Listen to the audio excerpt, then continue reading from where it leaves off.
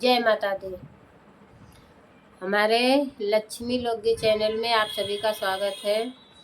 आगे का भाग पचरा गीत का मैं दूसरे भाग में सुनाने जा रही हूँ और आप लोग ज़रूर फुलवाच करके हमारा ये देवी पचरा गीत ज़रूर सुनिएगा और इतना इतना दुलार प्यार देना आप लोग।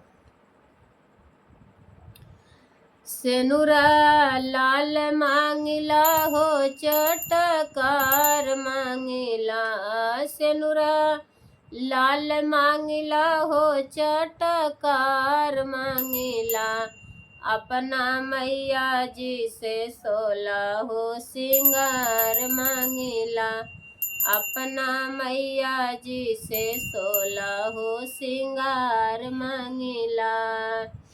नैहर में मांगिला भैया से बाती जवा हो, नैहर में मांगिला भैया से बाती जवा हो, ससुरे में भरल परिवार मांगिला हो मैया, ससुरे में भरल परिवार मांगिला, अपना मैया जी से 16 हो सिंगार मांगिला। सेनुरा लाल मांगिला हो चटकार मांगिला, अपना मैया जी से 16 हो सिंगार मांगिला। घरवा में मांगिला दान सोनावा हो, घरवा में मांगिला दान सोनावा हो, आन धन भरल भंडार मांगिला हो मैया, आन धन भरल भंडार मांगिला, अपना मैया जी से 16 हो सिंगार मांगिला, अपना मैया जी से 16 हो सिंगार मांगिला। सेनुरा लाल मांगिला हो चटकार मांगिला, सेनुरा लाल मांगिला हो चटकार मांगिला, अपना मैया जी से 16 हो सिंगार मांगिला।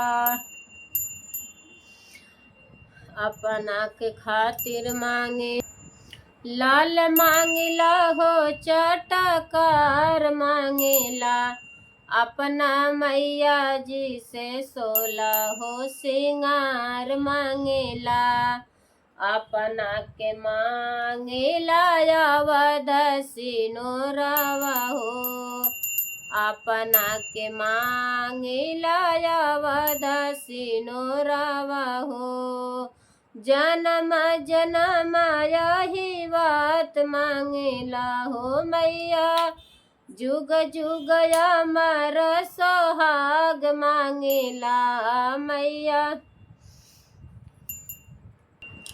अमर रहे यही बात मांगिला हो मैया, अमर रहे यही बात मांगिला, मैया अपना के 16 हो सिंगार मांगिला।